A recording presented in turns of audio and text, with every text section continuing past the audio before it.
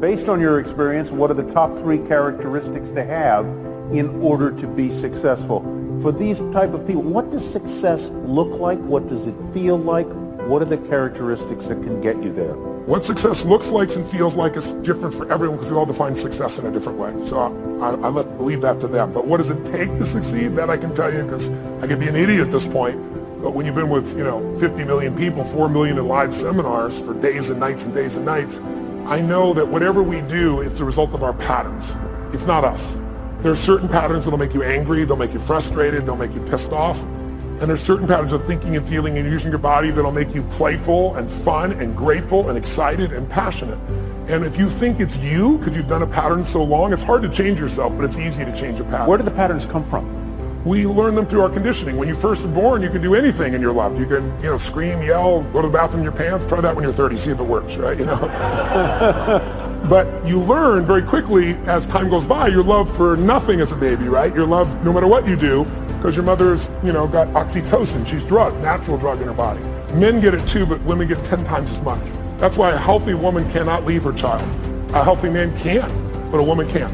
Right? She's biochemically healthy. And so you look at this and you say, what are the 3 things needed? I can tell you what they are. The number one, I love intelligence. I love wickedly intelligent people. I try to hire as many of them as possible, learn from them.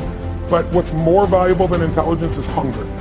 You find, if you looked at what's the common denominator between Richard Branson, Mark Benioff, you give me your list of whoever it is, I guarantee if you dig underneath, their hunger has never gone away. Some people get hungry because they got a goal to, achieve something or get in a swimsuit by a certain date or some stuff.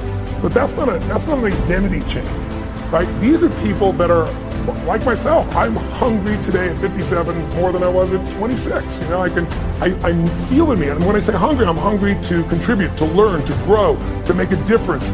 I'll never settle less than I can be or do or share or give or create. And everyone I know that's successful, that's the driving force. Because with that hunger, you can get the skill. With that hunger, you can figure it out. There are a lot of very smart people who can't fight their way out of a paper bag in a pragmatic way. And they got, great transcripts and shit like that. I went to Harvard one time and I spoke, and right before I spoke, they had voted at Harvard Business School to not release anyone's transcripts to the recruiters of the businesses coming in, to block it. And the argument was, your education is more than just your grades. And I went berserk. I got up there, first of all, they said, Tony, I expect to be, 1,000 people there, a couple thousand people there. And they said, no, Bill Gates was here. We had 300 people. It's going to be much smaller. But we ended up with about 1,200 people, standing room only. And they gave me 30 minutes. And of course, I went 3 hours. I did. No one left. But one of the first things I did, I said, what is this bullshit I'm reading?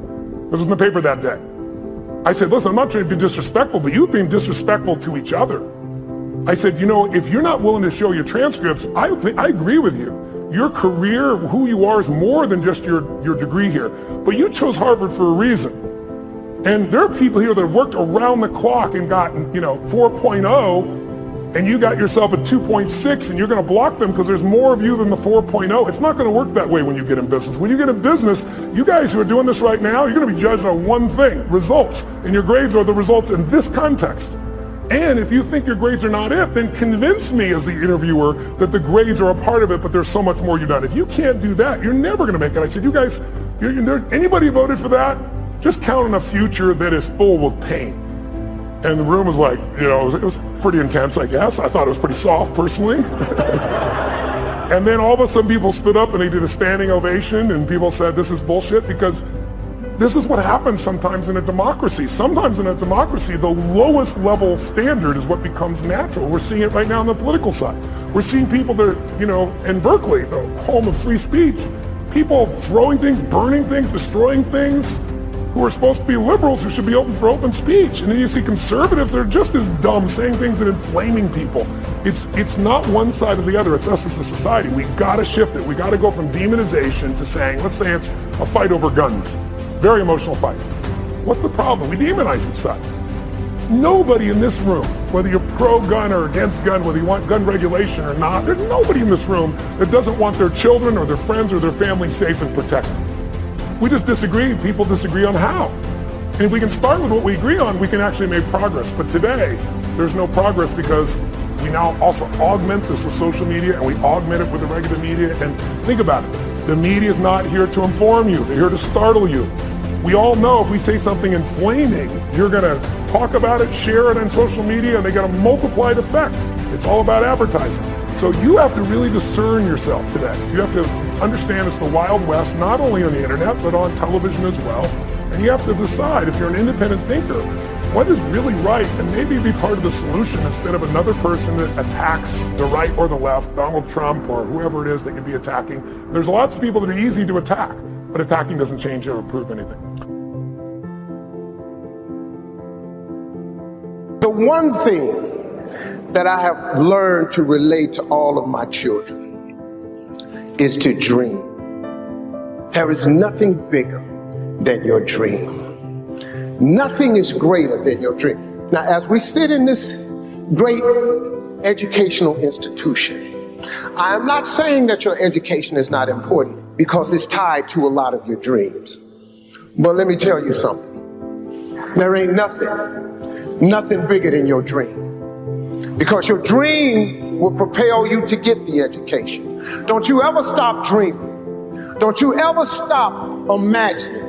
And we're going to talk about them two things a lot. But don't you ever stop dreaming. Your Bible says a man without a dream or a vision shall perish. That's in your Bible. It ain't just in the one I read. Nowhere in there does it say without an education you perish. But it says without a dream or vision you perish. So if what you are dreaming about requires an education, it is then your dream that propels you to get the education. But the dream is bigger than anything, man. See, if it was an education that caused you to be great or successful, I ain't here today, because I don't have one of them. But nobody could outdream me. Your dream is everything, man. It's the biggest part of your life. Look, man, it is that thing that God puts in you that don't let you sleep sometimes. It's your dream. It's that thing, that part of you, man, that wakes you up and stirs the very pit of your soul. I've always taught my children to dream. The secret, though, the secret to real success is if you tie your gift to the dream. When you wake up in the morning, start going, wow, this tea is amazing. This coffee is sensational. I love the smell of the shower gel. I love the sheets. I love waking up. I had to make myself do this, and it completely changed my life. I wake up and go, I love my life. I love being here. My first coffee, go, I love this coffee.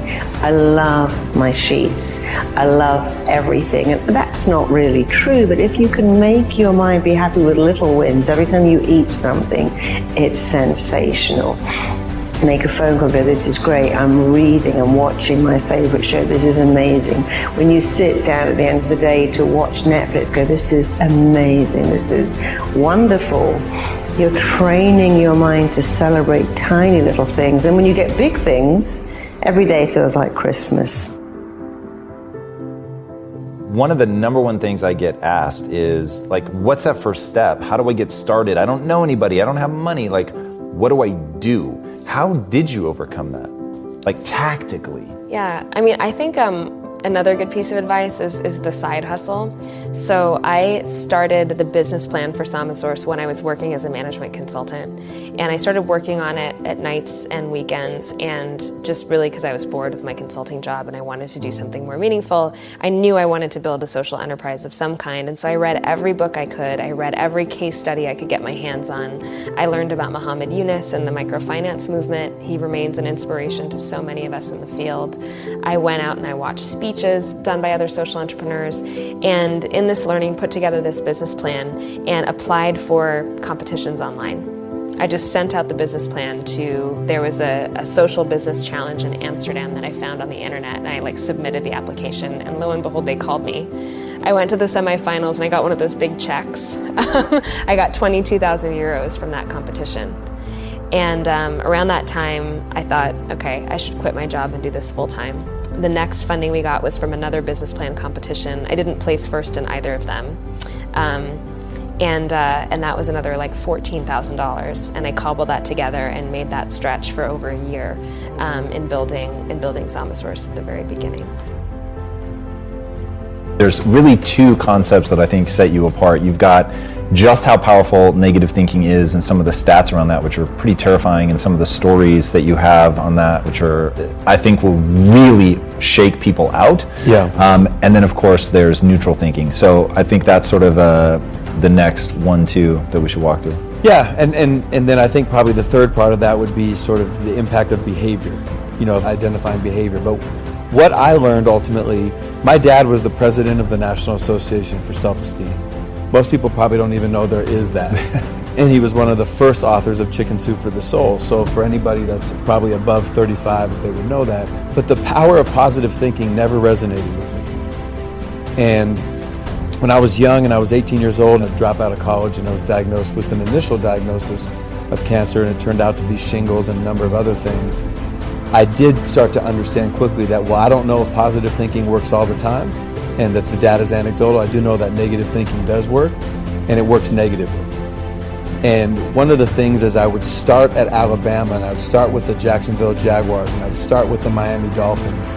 I started to realize, and even looking back to a young age, that nobody wants to be told to be positive. That positive thinking is probably the number one reason this industry has not grown in my 44 years of living. Positive thinking, in many cases, repulses people. You're telling me to be positive and I'm going through a divorce. You're telling me to be positive and I threw 3 interceptions. You're telling me to be positive and I got to deal with this president. You're telling me to be positive and I got this current situation. You're telling me to be positive and I got this health situation. Let's say someone has horrible names, right? But let's say that there's a suitcase of $100,000 cash. If you just remember the name of the next stranger you meet, how many people are going to remember that person's name? I'll remember. Everyone, right? Everyone. And so that's the thing. The M stands for motivation. So it's interesting. So all of a sudden, everyone's a memory expert, but it had nothing to do with their capacity or their potential. Everyone could do it.